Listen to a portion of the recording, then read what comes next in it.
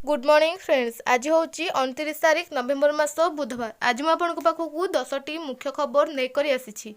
भिडियोटी पसंद आसले भिडियो को लाइक करी आम चैनल को सब्सक्राइब करेंगे और पाखरे थिबा बेल आइकन को प्रेस कर रखिए।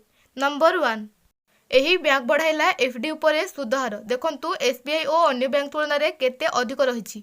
यूएस बैंक यार ग्राहकों को देछि बड़ उपहार। बैंक एफडी उपरे सुधहार वृद्धि करिछि। बैंक 2 कोटी रु कम एफडी उपरे सुधहार वृद्धि करिछि। बैंक 7 दिन आरंभ करी 10 वर्ष मध्य मैच्योर होउथिबा एफडी उपरे सुधहार वृद्धि करी एहाकू 3.25 रु 7.75 करी देछंती। तेबे बैंक वरिष्ठ नागरिकों पर 0.05% अधिक सुध घोषणा करिछि।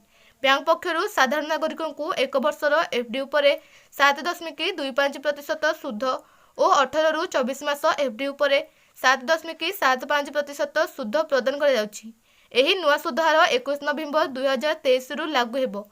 अन्य बैंक तुलना कले आईसीआईसीआई बैंक 7 दिन रु 10 वर्षर मैच्योर हेबैथिबा एफडी उपरे 3% रु 7.1% पर्यंत सुध देउछि।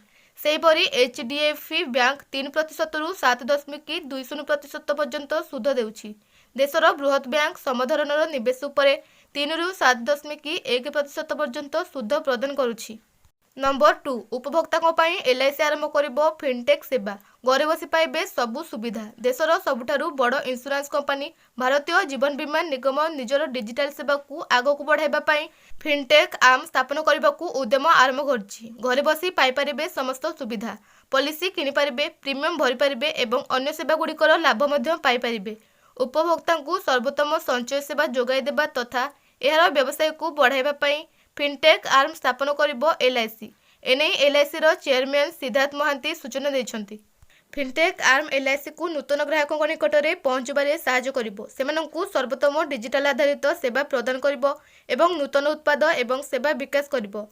फिनटेक आर्म प्रतिष्ठा परे ग्राहक मानकु आउ ऑफिस आसीबाकू पड़िबोनी एवं समय मध्य संचय हेबो। घरे बसी मोबाइल रे पाई परिबे एलआईसी रो समस्त सेवा। उत्पाद बंटन में सहायता करने एलआईसी चलित वर्ष 3टी फिनटेक कंपनी सह सहभागी हो सारी। चलित वर्ष आर्थिक अर्थात 2023-2024 मध्य 3 रु 4 अक्टोबर को उत्पाद लॉन्च करने को योजना करिछि एलआईसी। नंबर 3, श्रीमंदिर नाटमंडप मरामती मामला। प्रधानमंत्री और राष्ट्रपति को चिठी लिखिले आवेदनकारी। नाटमंडप मरामती काम विलंब जोगु प्रधानमंत्री और मरामती एएसआई विलंब करुथिबा नै चिठी रे उल्लेख रखिछि। मरामती विलंब हाईकोर्ट को निर्देश को परोक्षरे अणदेखा बोली दर्शाई आवेदनकारी अभिषेक दास। से पूर्व नाटमंडप मरामती आवश्यक नहीं हाईकोर्ट रे जनस्वास्थ्य मामला दायर करथिले। कार्यकारी मुख्य विचारपति डॉक्टर जस्टिस विद्युत रंजन षडंगी और जस्टिस एमएस रमण को नहीं गठित खंडपीठ अभिषेक दास को जनस्वास्थ्य आवेदन शुणाणी करी एपरि निर्देश देथिले। मामलार शुणाणी समय एएआई पक्षरु नाटमंडप मरामती प्रसंग में सानी सत्यपाठ दाखल कराइथिला। AAI Puri circle superintendent archaeologist doctor DB Gananayak तरफ दाखल सत्यपाठ में उल्लेख कराइथिला जे नाटमंडपर फटा बीम सक को करबा पई परिवर्तित डिजाइन और ड्राइंग मिली। एएसआई कोर कमिटी सदस्यों नुआ परामर्श को विचार को नहीं एही डिजाइन और ड्राइंग प्रस्तुत होईछि। नवेम्बर 4 रे पुरी ठारे श्री जगन्नाथ मंदिर प्रशासनर मुख्य प्रशासक एएआई प्रतिनिधि आमिक कसूरी पूर्व विभाग सर्वोच्च जंत्री को नहीं अनुष्ठित बैठक में आलोचना करा जायथिला। नंबर 4, अदिन वर्षा नेला 20 जीवन। गत सप्ताह समग्र गुजरात रे अदिनिया वर्षा समय होइथिबा वज्रपात रे अन्य 20 जन लोकंकर मृत्यु घटिथिबा कथा जने सरकारी अधिकारी न्यूज एजेंसी पीटीआई को कहिसंती। स्टेट इमरजेंसी रे ऑपरेशन सेंटर कहिछि गुजरात रो विभिन्न राज्यरू समुदाय 20टी वर्षाजनित मृत्यु रिपोर्ट करा जायछि। रविवार दिन राज्य में अदिनिया मेघ प्रबल परिमाण में बर्षिबा बेले बिजुली और घड़घड़ी जोगु एही लोकमानकर मृत्यु घटिछि। केउ जिले में केते जनकर मृत्यु घटिछि एसईसीओ अधिकारी तार तालिका प्रकाश करिसंती। सेथिरे उल्लेख अछि दाहोदर रे 4 जन, भरुच रे 3 जन, तापी रे 2 जन एवं अहमदाबाद, आमरेली, बनस्कंठ, बोतार, खेदा, मेहसना, पंचमहल, सबरकंठ, सूरत, सुरेंद्रनगर और देवभूमि द्वारका जड़े लेखाएं लोक मरीछंती। नंबर 5, उत्तरकाशी टनेल रु केबे उद्धार हेब श्रमिक। उत्तरकाशी रे फसीथिबा श्रमिक केबे उद्धार हेबे ताकु नै सबुठी चर्चा।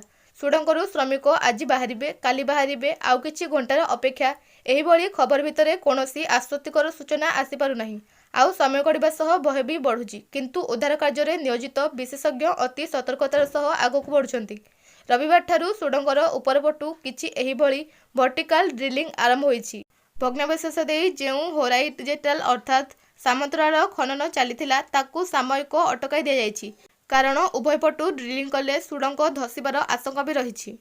ରାଜ୍ୟରେ ନୋଡାଲ ଅଧିକାରୀ ନିରଜ ଖେରବଲ କହିଛନ୍ତି, ଖନନ କରୁଥିବା ଆମେରିକା ଅଗର ମେସିନର କିଛି ଅଂଶ ଭାଙ୍ଗି ଯାଇଥିଲା। ହାଇଦ୍ରାବାଦରୁ ଅଣାଯାଇଥିବା ପ୍ଲାଜା କଟର ଜରିଆରେ ଏହାକୁ କଟାଯାଉଛି। ପ୍ରାୟ 15 ମିଟର ଅଂଶ କଟା ସରିଛି। ବାକି ଅଂଶ ସୋମବାର ସୁଦ୍ଧା କାଟି ସଫା କରାଯିବ। ନମ୍ବର 6 ଏଣିକି 2000ରୁ ଅଧିକ ଟଙ୍କା ଟ୍ରାଞ୍ଜାକ୍ସନ କଲେ ଲାଗିବ 4 ଘଣ୍ଟା। ଡିଜିଟାଲ ପେମେଣ୍ଟ ବଢ଼ିବା ସହ ସେତିକି ମାତ୍ରାରେ ବଢ଼ି ଚାଲିଛି ଅନଲାଇନ ଠକେଇ। ଗତ କିଛି ବର୍ଷ ମଧ୍ୟରେ ମାତିଛନ୍ତି ସାଇବର ଠକ। ଆଉ ଏବେ ସାଇବର ଠକଙ୍କୁ ସାବାଡ଼ କରିବାକୁ ଅଣ୍ଟା ଭିଡ଼ିଛନ୍ତି ସରକାର ଓ ଆରବିଆଇ। ଅନଲାଇନ ଠକେଇକୁ ରୋକିବା ପାଇଁ ପ୍ରଥମ ଟ୍ରାଞ୍ଜାକ୍ସନ ପ୍ରକ୍ରିୟାରେ କିଛି ନିୟମ ଲାଗୁ ହେବାକୁ ଯାଉଛି। ଦୁଇ ଜଣଙ୍କ ମଧ୍ୟରେ ପ୍ରଥମ ଥର ହେବାକୁ ଥିବା ପ୍ରଥମ ଟ୍ରାଞ୍ଜାକ୍ସନରେ ନୂଆ ନିୟମ ଲାଗୁ କରାଯିବ। ଏହାଦ୍ୱାରା ଏକ ନିର୍ଦ୍ଦିଷ୍ଟ ରାଶି ଦେଣନେଣ କଲେ ସମୟସୀମା ଲାଗୁ ହେବ। 2000ରୁ ଅଧିକ ଟଙ୍କା କାରବାର କଲେ 2 ଜଣ ୟୁଜର୍ସଙ୍କୁ 4 ଘଣ୍ଟା ଅପେକ୍ଷା କରିବାକୁ ପଡ଼ିବ। 4 ଘଣ୍ଟା ପ୍ରକ୍ରିୟାକୁ ସାମିଲ କଲେ ଡିଜିଟାଲ ପେମେଣ୍ଟରେ ବାଧା ଉପୁଜିବ। କିନ୍ତୁ ଏହାଦ୍ୱାରା ସାଇବର ସୁରକ୍ଷାକୁ ସୁନିଶ୍ଚିତ କରାଯାଇପାରିବ। ଏହି ପ୍ରକ୍ରିୟାକୁ ଆଇଏମପିଏସ୍, ୟୁପିଆଇ ଓ ଆରଟିଜିଏସ୍ କରାଯିବ। ବର୍ତ୍ତମାନ ଯଦି କୌଣସି ୟୁଜର୍ସ ଅନଲାଇନ ଦେଣନେଣ ପାଇଁ ନୂଆ ୟୁପିଆଇ ଆକାଉଣ୍ଟ ଖୋଲନ୍ତି ତେବେ 24 ଘଣ୍ଟାରେ କେବଳ 5000 ଟଙ୍କା ଟ୍ରାଞ୍ଜାକ୍ସନ କରିପାରିବେ। ଠିକ୍ ସେହିପରି ଯଦି ଏନଇଏଫଟିରେ ଯଦି ପ୍ରଥମ ଥର ଟ୍ରାଞ୍ଜାକ୍ସନ କରୁଛନ୍ତି ତେବେ 24 ଘଣ୍ଟାରେ କେବଳ 50,000 ଟଙ୍କା କାରବାର କରିପାରିବେ। ନମ୍ବର 7 ପ୍ରତି ପଞ୍ଚାୟତରେ ଖୋଲିବ ଆମ ବ୍ୟାଙ୍କ। 15ଟି ବ୍ୟାଙ୍କ ଯୋଗାଇ ଦେବେ ସେବା। ଏଣିକି ହାତ ପାହାନ୍ତାରେ ମିଳିବ ବ୍ୟାଙ୍କ ସେବା। ରାଜ୍ୟରେ ବ୍ୟାଙ୍କ ସେବାରୁ ବଞ୍ଚିତ ପଞ୍ଚାୟତରେ ଖୋଲିବ ଆମ ବ୍ୟାଙ୍କ। ପ୍ରତି ଗ୍ରାମ ପଞ୍ଚାୟତରେ ବ୍ୟାଙ୍କିଂ ସେବା ଯୋଗାଇ ଦେବାକୁ ଆଜି ଐତିହାସିକ ଆମ ବ୍ୟାଙ୍କ ସେବାର ଶୁଭାରମ୍ଭ କରିବେ ମୁଖ୍ୟମନ୍ତ୍ରୀ ନବୀନ ପଟ୍ଟନାୟକ। ରାଜ୍ୟ ସରକାରଙ୍କ ଅର୍ଥ ଓ ପଞ୍ଚାୟତିରାଜ ବିଭାଗର ଉଦ୍ୟମରେ ଆମ ବ୍ୟାଙ୍କ ସେବା ମିଳିବ। ବ୍ୟାଙ୍କ ନଥିବା 4373 ପଞ୍ଚାୟତରେ ଖୋଲିବ ସିଏସପି ପ୍ଲସ୍ ବ୍ୟାଙ୍କିଂ ଆଉଟଲେଟ୍। ଏଥିରେ 15 ଗୋଟି ବ୍ୟାଙ୍କିଂ ସେବା ମିଳିପାରିବ। ଏଥିପାଇଁ ରାଜ୍ୟ ସରକାର 5 ବର୍ଷ ପର୍ଯ୍ୟନ୍ତ ବିନାମୂଲ୍ୟରେ ବ୍ୟାଙ୍କଗୁଡ଼ିକୁ ଘର ଯୋଗାଇ ଦେବେ। ଏକକାଳୀନ ସ୍ଥାୟୀ ଖର୍ଚ୍ଚ ଓ ଏବଂ 3 ବର୍ଷ ପାଇଁ ଆବର୍ତ୍ତି ଖର୍ଚ୍ଚ ବହନ କରିବେ ରାଜ୍ୟ ସରକାର। ଏହାଦ୍ୱାରା ଗ୍ରାମାଞ୍ଚଳରେ ଲୋକମାନେ ବିଶେଷ ଉପକୃତ ହେବେ। ବରିଷ୍ଠ ନାଗରିକ, ଭିନ୍ନକ୍ଷମ ବ୍ୟକ୍ତି ଏବଂ ଗର୍ଭବତୀ ମହିଳା ଦୁଆର ମୁହଁରେ ସେବା ପାଇପାରିବେ। 2024 ଶେଷ ସୁଦ୍ଧା ସବୁ ପଞ୍ଚାୟତରେ ବ୍ୟାଙ୍କ ସେବା ପହଞ୍ଚାଇବାକୁ ରାଜ୍ୟ ସରକାର ଲକ୍ଷ୍ୟ ରଖିଛନ୍ତି। ପ୍ରାରମ୍ଭିକ ପର୍ଯ୍ୟାୟରେ 50% ପଞ୍ଚାୟତରେ ବ୍ୟାଙ୍କ ଖୋଲାଯିବ। ଏଥିପାଇଁ 6ଟି ବ୍ୟାଙ୍କ କର୍ତ୍ତୃପକ୍ଷଙ୍କ ସହ ଏମଓୟୁ ସ୍ୱାକ୍ଷର କରିଛନ୍ତି ରାଜ୍ୟ ସରକାର।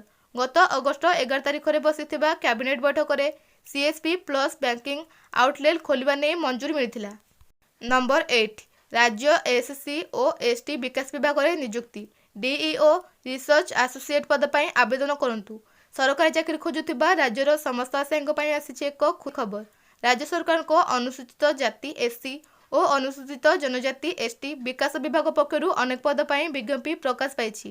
ଇଚ୍ଛୁକ ପ୍ରାର୍ଥୀମାନେ ତଳେ ଦିଆଯାଇଥିବା ନୋଟିଫିକେସନ ଲିଙ୍କକୁ ଯାଇ ସବିଶେଷ ତଥ୍ୟ ପାଇବା ସହିତ ଆପ୍ଲିକେସନ ଫର୍ମ ଡାଉନଲୋଡ କରିପାରିବେ। ଆସନ୍ତା ମାସ 9 ତାରିଖ ସନ୍ଧ୍ୟା 5ଟା ସୁଦ୍ଧା ପ୍ରାର୍ଥୀଙ୍କୁ ଏଥିରେ ଆବେଦନ କରିବାକୁ ପଡ଼ିବ। ପ୍ରାର୍ଥୀଙ୍କୁ ରିସର୍ଚ୍ଚ ଆସୋସିଏଟ, ରିସର୍ଚ୍ଚ ଇନଭେଷ୍ଟିଗେଟର ଓ ଡାଟା ଏଣ୍ଟ୍ରି ଅପରେସନ ପଦରେ ନିଯୁକ୍ତି ଦିଆଯିବ। ରିସର୍ଚ୍ଚ ଆସୋସିଏଟ ପାଇଁ 2ଟି ପଦ ଖାଲି ରହିଥିବା ବେଳେ ପ୍ରାର୍ଥୀଙ୍କୁ ମାସିକ 50,000 ଟଙ୍କା ବେତନ ପ୍ରଦାନ କରାଯିବ। ସେହିପରି ରିସର୍ଚ୍ଚ ଇନଭେଷ୍ଟିଗେଟର ପାଇଁ 2ଟି ପଦ ଖାଲି ଥିବା ବେଳେ ପ୍ରାର୍ଥୀଙ୍କୁ ମାସିକ ବେତନ 35,000 ଓ ଡିଇଓ ପାଇଁ ଗୋଟିଏ ପଦ ଖାଲି ଥିବା ବେଳେ ପ୍ରାର୍ଥୀଙ୍କୁ ମାସିକ 15,000 ଟଙ୍କା ପ୍ରଦାନ କରାଯିବ। ରିସର୍ଚ୍ଚ ଆସୋସିଏଟ ପଦ ପାଇଁ ପ୍ରାର୍ଥୀ ଯେକୌଣସି ସ୍ୱୀକୃତିପ୍ରାପ୍ତ ବିଶ୍ୱବିଦ୍ୟାଳୟରୁ anthropology, tribal studies, social work, sociology, linguistic, ଲିଟରେଚରରେ ମାଷ୍ଟର ଡିଗ୍ରୀ କରିଥିବେ। ଏଥିସହିତ କାର୍ଯ୍ୟକ୍ଷେତ୍ରରେ 2ରୁ 3 ବର୍ଷର ଅଭିଜ୍ଞତା ରଖିଥିବ। ରିସର୍ଚ୍ଚ ଇନଭେଷ୍ଟିଗେଟର ପଦ ପାଇଁ ପ୍ରାର୍ଥୀ ଯେକୌଣସି ସ୍ୱୀକୃତିପ୍ରାପ୍ତ ବିଶ୍ୱବିଦ୍ୟାଳୟରୁ anthropology, tribal studies, social work, sociology କିମ୍ବା ଅନ୍ୟ କୌଣସି ପ୍ରାସଙ୍ଗିକ ବିଷୟରେ ମାଷ୍ଟର ଡିଗ୍ରୀ କରିବା ସହିତ କାର୍ଯ୍ୟ ଅଭିଜ୍ଞତା ରହିଥିବ। ଡିଇଓ ପଦ ପାଇଁ ପ୍ରାର୍ଥୀ ବ୍ୟାଚେଲର ଡିଗ୍ରୀ ସହିତ ମାଇକ୍ରୋସଫ୍ଟ ଅଫିସ ଓ ଟାଇପିଂରେ କାର୍ଯ୍ୟ ଅଭିଜ୍ଞତା ରଖିଥିବା ଆବଶ୍ୟକ। ସମସ୍ତ ପଦ ପାଇଁ ବୟସ ଯୋଗ୍ୟତା ଅଲଗା ଅଲଗା ରହିଛି। ନମ୍ବର 9 ଆରମ୍ଭ ହେଲା ଶ୍ରୀମନ୍ଦିର ରତ୍ନଭଣ୍ଡାରର ଲେଜର ସ୍କାନିଂ। ତଦାରଖ କରିବ 15 ଜଣିଆ ଟିମ୍। ଶ୍ରୀମନ୍ଦିର ରତ୍ନଭଣ୍ଡାରର ଆରମ୍ଭ ହେଲା ଲେଜର ସ୍କାନିଂ। ଏଥିପାଇଁ ଶ୍ରୀମନ୍ଦିରକୁ ପ୍ରବେଶ କରିଛନ୍ତି ଏଏସଆଇର ବୈଷୟିକ ଟିମ୍। ଏଏସଆଇ ସୁପରିଟେଣ୍ଡେଣ୍ଟ ଡିବି ଗଡ଼ନାୟକଙ୍କ ନେତୃତ୍ୱରେ 15 ଜଣିଆ ଟିମ୍ ରତ୍ନଭଣ୍ଡାରର ଲେଜର ସ୍କାନିଂରେ ନିୟୋଜିତ ହେବେ। ସ୍କାନିଂ ପାଇଁ ମୁମ୍ବାଇର ସେନଜେନ୍ କମ୍ପାନୀରୁ ଆସିଛନ୍ତି 3 ଜଣ ଇଞ୍ଜିନିୟର। 3D ଫର୍ମାଟ୍ରେ ଏହି ସ୍କାନିଂ କରାଯିବ। ଟିମ୍ରେ ସାମିଲ ଅଛନ୍ତି ଫଟୋଗ୍ରାଫିକ୍ ସଦସ୍ୟ। ସମ୍ପୂର୍ଣ୍ଣ ରତ୍ନଭଣ୍ଡାରର ଲେଜର ସ୍କାନିଂ କରି ଡକୁମେଣ୍ଟେସନ କରିବ ଟିମ୍। ପ୍ରଥମେ ବାହାର ରତ୍ନଭଣ୍ଡାର ସ୍କାନିଂ ହେବ। ପରେ ମୁଖ୍ୟ ମନ୍ଦିର ସହ ଅନ୍ୟାନ୍ୟ ପାର୍ଶ୍ୱ ଦେବାଦେବୀଙ୍କର ମନ୍ଦିରର ସ୍କାନିଂ କରାଯିବ। ସ୍କାନିଂ ସମୟରେ ମହାପ୍ରଭୁଙ୍କ ନୀତି କିଭଳି ପ୍ରଭାବିତ ନ ହେବ ସେ ନେଇ ବିଶେଷ ଗୁରୁତ୍ୱ ଦିଆଯାଇ କାର୍ଯ୍ୟ କରାଯିବ। 3D ଫର୍ମାଟ୍ରେ ଏହି ସ୍କାନିଂ କରାଯିବ, ଯେଉଁଥିରେ ପ୍ରକୃତରେ କ'ଣ ସମସ୍ୟା ରହିଛି ତାହା ସଠିକ୍ ଭାବେ ଜଣାପଡ଼ିବ। ତେବେ ଇଞ୍ଜିନିୟରମାନଙ୍କ ସହ ଏଏସ୍ଆଇ ଅଫିସିଆଲ, ଶ୍ରୀମନ୍ଦିର ପ୍ରଶାସନର ଇଞ୍ଜିନିୟର ଓ ଅଧିକାରୀଙ୍କ ସମେତ ସେବାୟତ ପ୍ରତିନିଧି ରହିଛନ୍ତି।